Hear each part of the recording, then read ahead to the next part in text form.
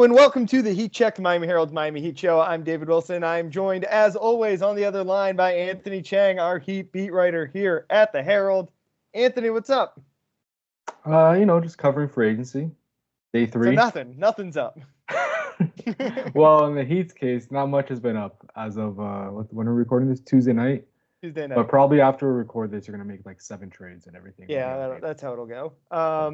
Yeah, as you said, it's Tuesday. I don't know when this will go up. Obviously, it's July 4th. I'm hoping Wednesday morning. Yeah, hopefully nothing crazy happens tonight. But as of now, not a lot has happened of any note for the Heat. Obviously, some honestly like really big moves across the NBA. Like I don't know, like championship defining moves, but like the fact that Chris Paul and Klay Thompson both. Chris Paul has changed teams a lot now, but the fact that Klay Thompson has changed teams and Chris Paul is going to play with Greg Popovich, best rewind like 7 years and imagine someone telling you that. Obviously, I'm sure we'll talk about Paul George going to Philly because that changes the East a lot. The Heat, though, I don't know, just hasn't done a whole lot. What's the holdup, Anthony? Salary cap. Yeah. I know everyone loves talking about the salary cap, and it's more complicated than ever with this new CBA. But it's, as disappointing as some fans might be, and like how as boring as it seemed for poor Drew Smith spectators. Yeah, Drew Smith kind of got caught in the middle of everything. Yeah. Great story, good guy. Happy for him that he's getting this opportunity again to be on a two-way.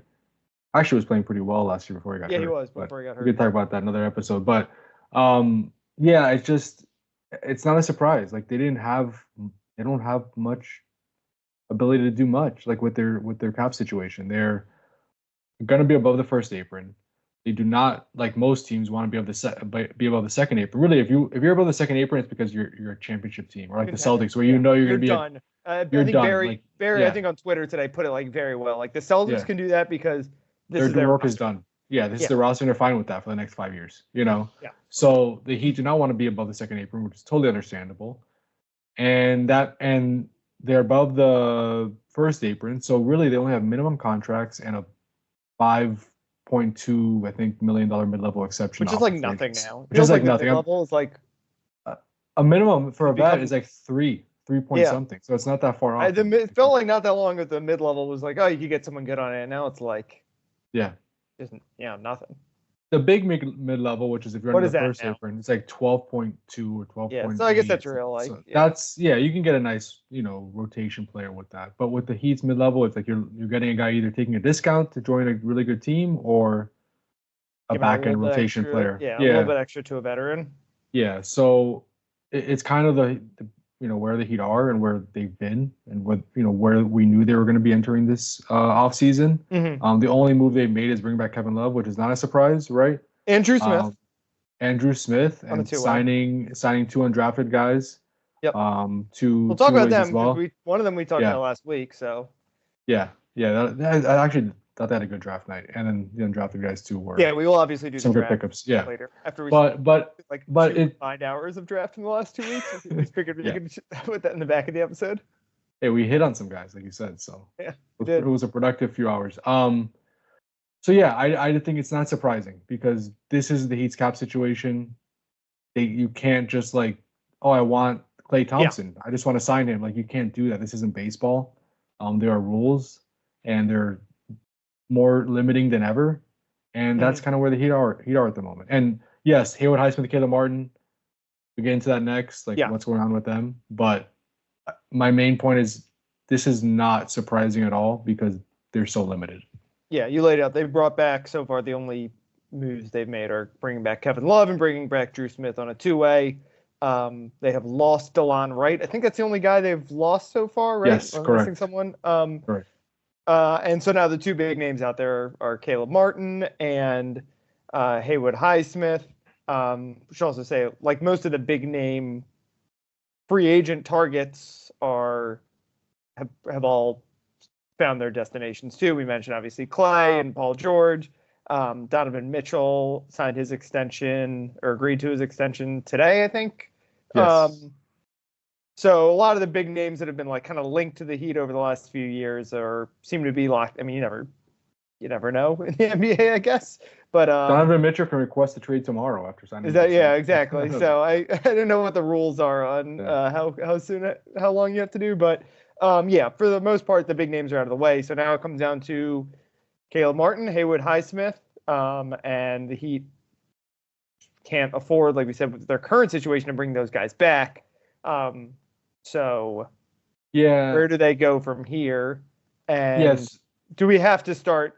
Trades have to be part of this equation, one way or the other, right? Whether it's going to be, who knows? Maybe they'll trade for some big name guy or bigger. Not like obviously they're not going to get like a superstar, but DeMar DeRozan's name's been floated around a lot over the last couple of days. I think there's a very, a lightly used Kyle Kuzma down in Washington that's available for a couple first round picks. That's what you want. You want picks. But for the most part, they kind of have to make trades if they want to do anything, just because, like you said, $5 million is basically all you can do, and that's not going to get you a whole lot at this point. Yeah, they have 11 players under contract right now, not including Orlando Robinson, who was a non-guaranteed deal. So we'll see what they do with that. Mm-hmm. But if you're projecting forward of like them filling out, let's say they get to they go up to 14 and they enter the season with 14 players on standard contracts, which they've done in the past, right? Because of their tax situation and the cap situation. Let's say they sign two vets to a minimum contract, which is like 2.1 million cap hit. You're left with like, let's say 7 million for that final spot for either a Haywood Highsmith or a Caleb Martin or some, an outside free agent. You can't offer them. You can only offer them the exception because you don't have the bird rights. So like the $5 million exception. So if you're trying to keep Haywood Highsmith and Caleb Martin, the most you can really offer them at this point without going above the second apron is like 7 million. Yeah. Is that enough to keep them? Is it enough to keep Haywood? I thought Haywood would get more in free agency, to be honest with you, entering everything. He's still available as of time we're recording this. I know, and we reported this last week, there's been mutual interest. I know Haywood really wants to stay in Miami. I know the Heat obviously, like most of their free agents, they would love to have him back. Caleb Martin, I know the Heat made a push to keep him before the opt-out last week, because if he opted in, they could sign him to an extension. Right. Which was a way of keeping his cap hit lower this year at 7 million by opting in and then signing him to a bigger extension and raising the salary.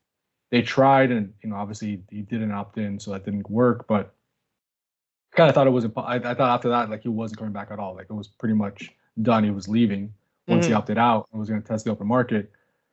But I do think they're still trying. Like, I think the Heat are still trying to find a way to keep him. Whether that's shedding salary in a trade to create more room under the second apron to sign him to a bigger deal, whether that's him taking less on a short-term deal just to come back and then be a free agent again next year and see what happens. I don't know.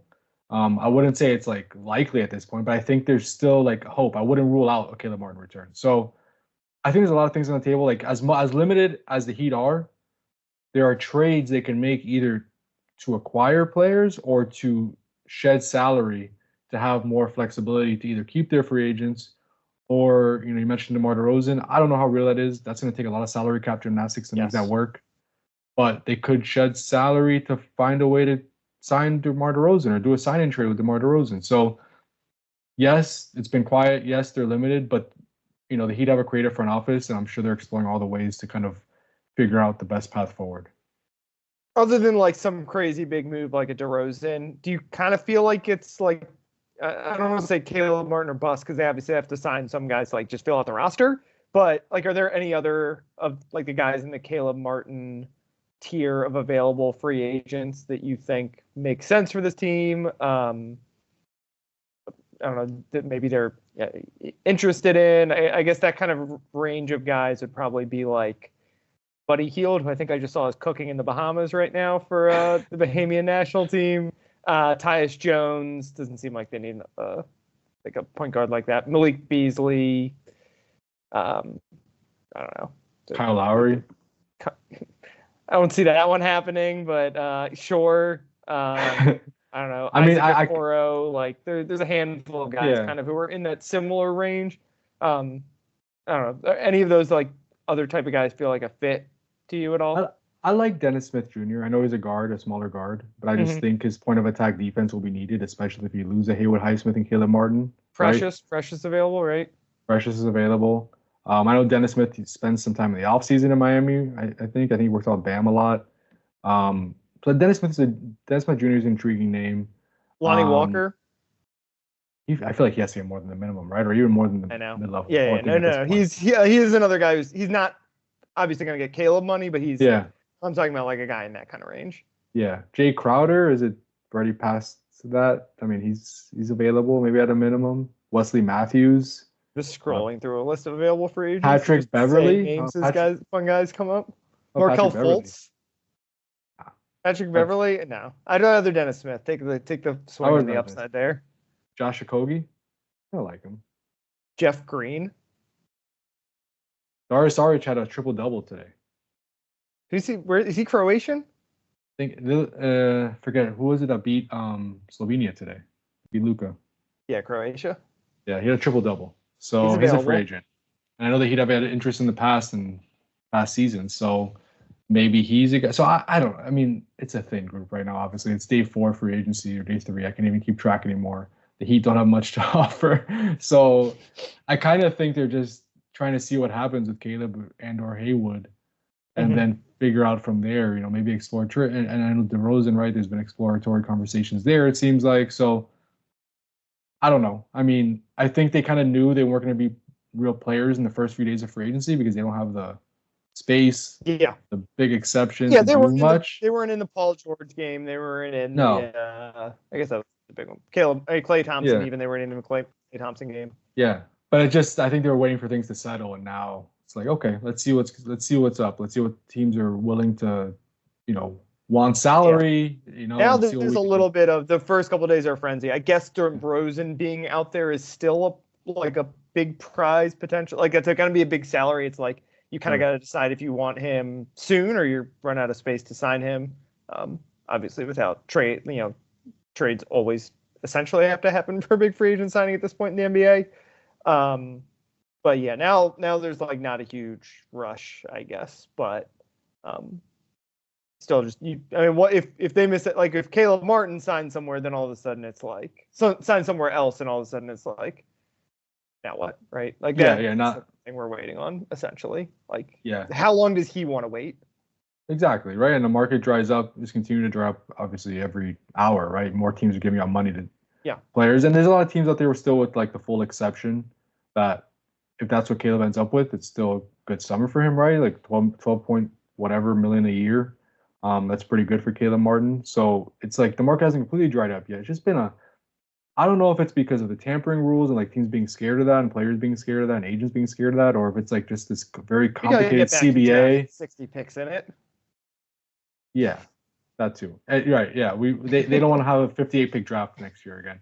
Or if it's like the new CBA and how complicated it is, or just teams being scared to go above all these aprons, that like it's been a weird free agency, very slow moving. I know some have compared it to baseball, where baseball like slogs on for 3 months, like free agency, like it takes forever. Usually basketball, for like the NBA, after the first 2 days, you're done. And this has been really, really slow. So it's been a little bit different. Yeah. Okay, should we talk about the draft? I don't know if I have anything else free agency wise that you want to hit on. No, I think we're good. Let's talk about the draft. Okay, you nailed it. Khalil Ware goes to the Heat at number 15. And a guy you talked about as a second-round pick you like, Kashad Johnson, goes to the Heat as an undrafted free agent.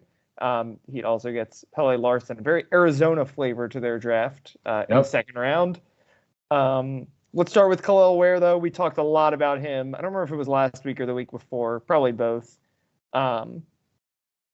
But if he plays the way that he did at Indiana, then he is a type of big man that Heat have kind of they just really haven't had basically in the Bam era, in terms of a hyper athletic rim runner who also could potentially step out and hit threes. They've had good 3-point shooting big men, obviously with Kelly Olynyk and Myers Leonard. They've had kind of like bigger rim runner type guys, I guess, if that's what you would call. Thomas Bryant, I guess, is kind of like that, or Dwayne Dedman, Dwayne Cody Dedman. Zeller. Yeah.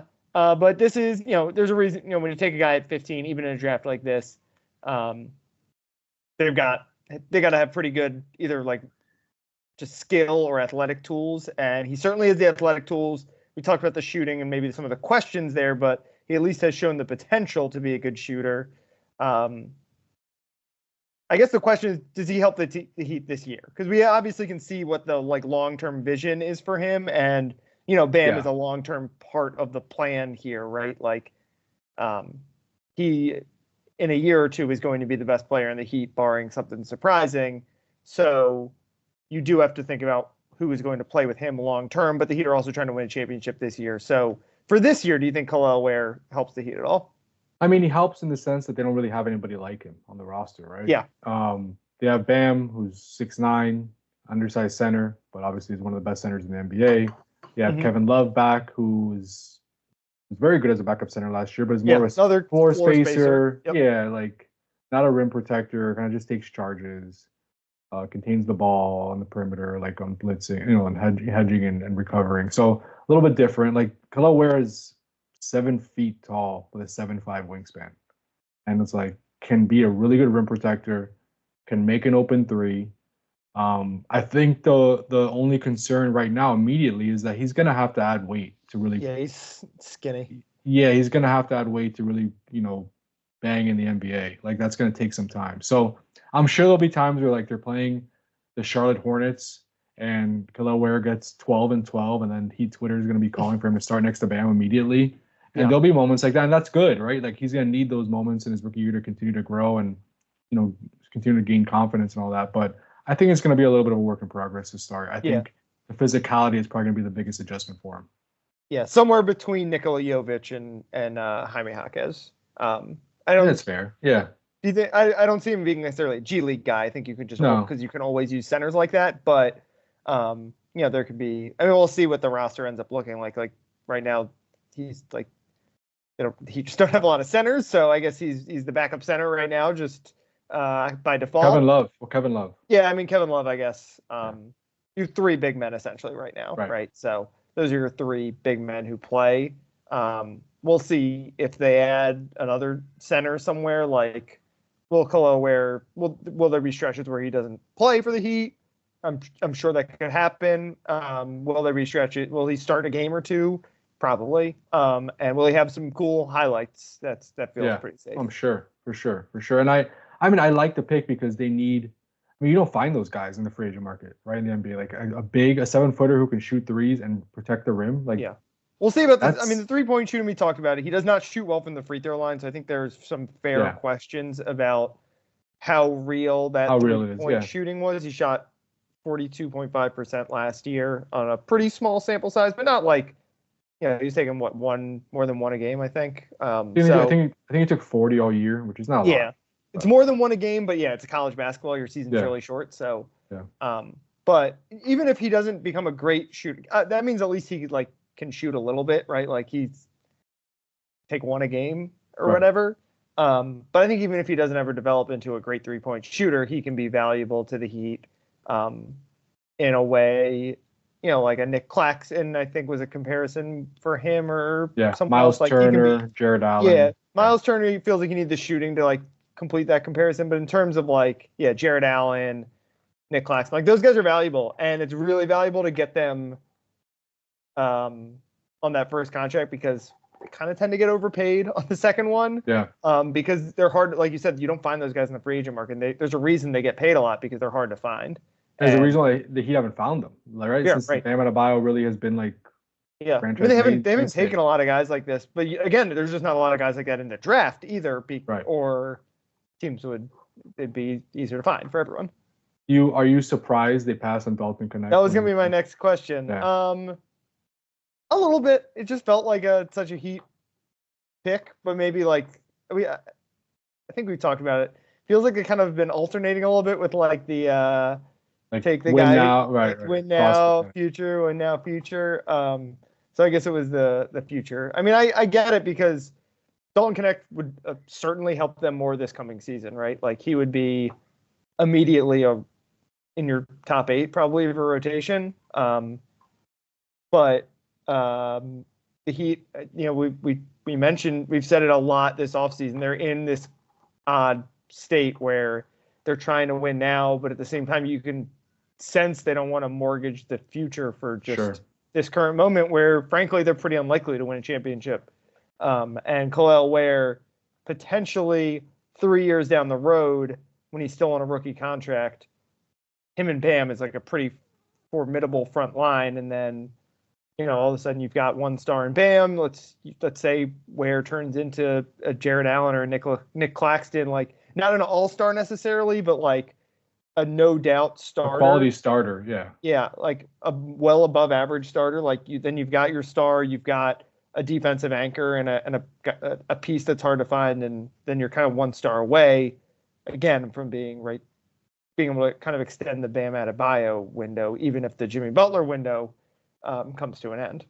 Yeah, I kind of think that's why they took him over Connect and even like Jared McCain and different guys who are available at that spot, is because I just think they know that's hard to find. Like that's rare, especially like to be available too. Like I mean, at that price point as well, like a $4 million salary next season. So like if Dalton Connect is Max Strus, would it surprise anyone? Like if that's that's good. Like that would be fine. Like that'd be pretty good. Solid player. Yeah. But the Heat have found those guys like literally off the street. So yeah. All right. All right. Second round pick, Pele Larson. You asked me before we started recording, what do I think of him? I said, I don't know if I've seen him play because it's impossible to watch the Pac-12 network, which officially ended, by the way, yesterday. Pac-12 network no longer exists because the Pac-12 no longer exists. But he goes for a guard, Pele Larson, in the second round. What do you think of that pick? I like it. I just like that they added a bunch of different skill sets to the roster. Like obviously we talked about Khalil Ware, but Pele Larson is obviously he's a good 3-point shooter, but he has size at 6'6", has some athleticism. I think he has a 38-inch vert. Adam Simon was saying he has big hands. Like he competes on defense. Like is he gonna be a great defender? Maybe not, but he has the body and the physicality and the athleticism to like be a solid defender, right? So it's kind of like I think people are just pegging him as a shooter. Seems like he's like more of an all-around guy that could just help and kind of plug in different holes when he's on the court. Almost like, I think he's gonna be different, but almost like a Max Strus. I was about to say Max Strus, because he's got the one thing we talked about Strus a lot over the years. The thing I think both of us liked about him is that he was like big, like not like wide, and that let him compete on defense in a way like that Duncan couldn't. And I think again, like we talked about, if you get Strus at 17, you'd be kind of happy with it, which is where the Lakers took Connect. If you got Strus at what pick did they? 44. 44, you feel really happy. Yeah. So I get that comparison. Definitely, he shot it. He's a good 3-point shooter. That's known, and like 6'5", 210 plus. Like he's gonna put on more. And I know he's an older guy. He's 23 already, so it's not like he's gonna get much bigger than that. He'll probably get a little stronger just because everyone does in the NBA. But the size is, I think, important there. 6'5", and like you can tell the one thing he can put on weight, because some guys just can't, right? Yeah. And he's got the frame too. I think is he ever going to be a starter? Maybe for the Heat because they like plug guys in like that. But no, I think you're right. He's got the makings, I think, of just a rock solid role player. Another comparison I heard for him was Grayson Allen, which I also could kind of see it, other than And a fun fact, he born and raised in Sweden, moved here to go to college. I think he went to Utah State first before Arizona, or Utah. I think it's Utah State. I'm not sure exactly. You can hang out with Gustav Forsling. Yeah, there you go. Pele Larson, that sounds like a hockey player. Oh, definitely. Pele Larson, definitely. Yeah. We'll see if he becomes a Panthers fan. Maybe Forsling hosts him. Is Forsling Swedish? I didn't know that. I thought he was from Finland. No, all the other guys are from Finland. Forsling is Swedish. Oh, that's a good story. Markov and Lundell are Finnish. Maybe Forsling will host him at a Panthers game. Yeah. Okay, you got anything else on him, or you want to get to the undrafted guys real quick? Yeah, there's one of them we definitely want to talk about. We'll say one they get Zion Pullen, a guy we did not talk about, but Florida, a Gator, so a little bit of local connection or Florida connection there. Anthony does a little fist pump.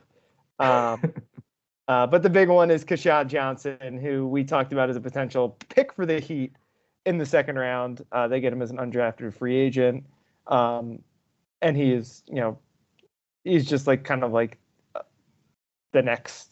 I mean, it's like, is it too early to say he's like the next like Haywood Highsmith or, whoever that model the Heat has had going of just like small forward, power forwards who kind of come out of nowhere and become very solid NBA players? Like, is it too early to pencil Kashad Johnson in for that? I don't think so. He's 6'6", 225 pounds. Ringer has his NBA comparison as Jay Crowder. Jay Crowder, yeah. 6'10" wingspan. Really good athleticism. Can really jump like really high. Shot. That's some good analysis right there. Yeah, he jumps really high. He shot nearly 40% on threes last year. So just like your classic 3-and-D guy. That really probably is best on the defensive end and has a big body that could fit in the Heat switching scheme where he has athleticism to guard maybe smaller guys, but he also has the physicality and the size to guard bigger guys.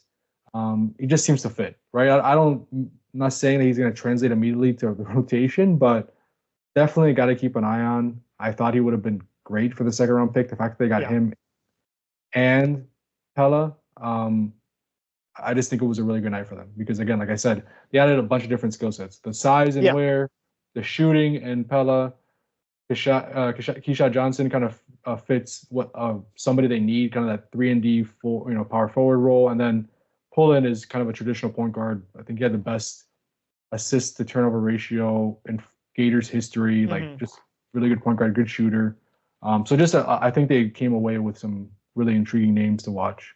Yeah. The other thing you got to like about Kashad Johnson, he obviously played at Arizona this last year, but also played at San Diego State before, played in the national championship. So it's like he's played in big spots too. He's not, he's not a guy who's all tools, who's all potential, who's all, who put up numbers at like a lower level school. He's a guy who's played. And it was like, he's kind of like a role player a little bit too at San Diego State because everyone who plays for San Diego State is essentially a role player. Is he going to be in the rotation this year? Like, probably not, right? Like the odds are against it, but you could see him a year from now. He's an older guy too. Played 5 years in college, I think. He's 23. He's 23. Yeah, so like the Heat are grabbing a guy like that thinking that he's going to help them. Ideally, he's on a 2-way contract. It's not like so like they know. But they would love to develop him into a role player shortly. I think. Pull it and him are on 2 ways. And Drew Smith has a third 2-way.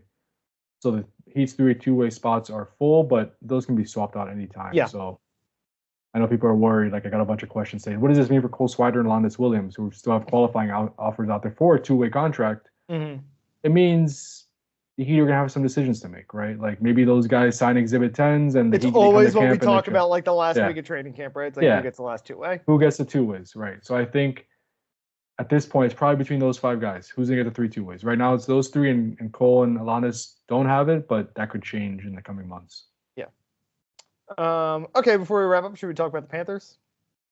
Sure. I mean, I feel like just this entire week has been just fun tracking the Stanley Cup. Like that's been that's the best part of all this. I was talking about this the other day. Like the local media, huge win for the team to win the Stanley Cup. Not just because like you get to write about the Stanley Cup run and all the celebrations, but like you get a whole summer's worth of Stanley Cup stories. Like, where is the Stanley Cup today? Where did Matthew Tkachuk take the Stanley Cup? Where did Alexander Barkov take the Stanley Cup? I was at the parade on Sunday. I'm finally dry after standing out in the rain for 5 hours or whatever it was that morning. Pretty fun and cool to see. We talked about it a lot, just like that people like really cared about it. The ratings were really good for it. Nationally, not just locally. They got a new TV deal locally, which I think will only help them after I haven't been able to watch Marlins game all season because I am a Xfinity subscriber. So obviously like a pretty good moment I mean, hard to have a better moment for them, but like the fact that it didn't just come out of nowhere, right? They built this up over the last couple of years.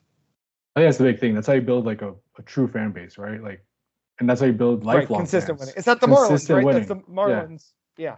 That's their The right. Marlins, They've yeah, won they in the won past. two, Right. but who cares? Because the next Because year they everything were between terrible. has been terrible. Right. Yeah. Yeah. So I think that's the fact that it's not only these 2 years, like this seems sustainable. Like they're gonna be good for a while here. I know they lost some guys in free agency this week, right after they won. Crazy timing, like the day after the parade.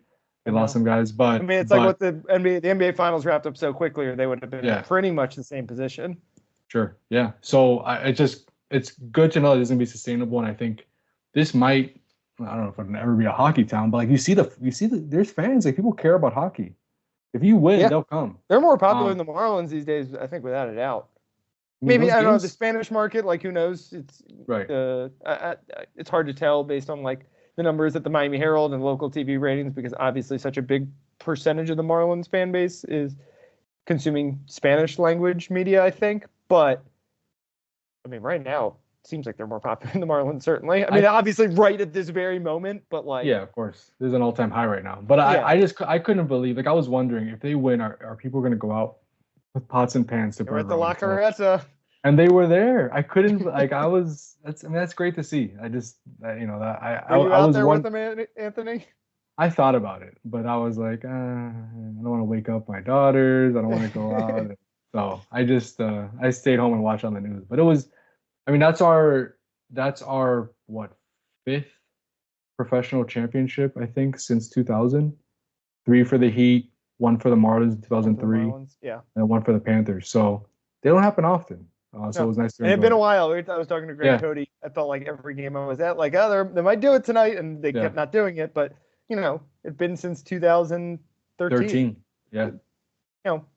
Obviously a lot of markets go a lot longer than that, but considering the run the Heat gave this town, particularly with 3 championships in a 7-year stretch, and then you throw in the Marlins 4 championships in a 10-year stretch, this was a pretty long drought. Yeah. But don't take it for granted, right? Because it could be another 10 years and no one would be surprised.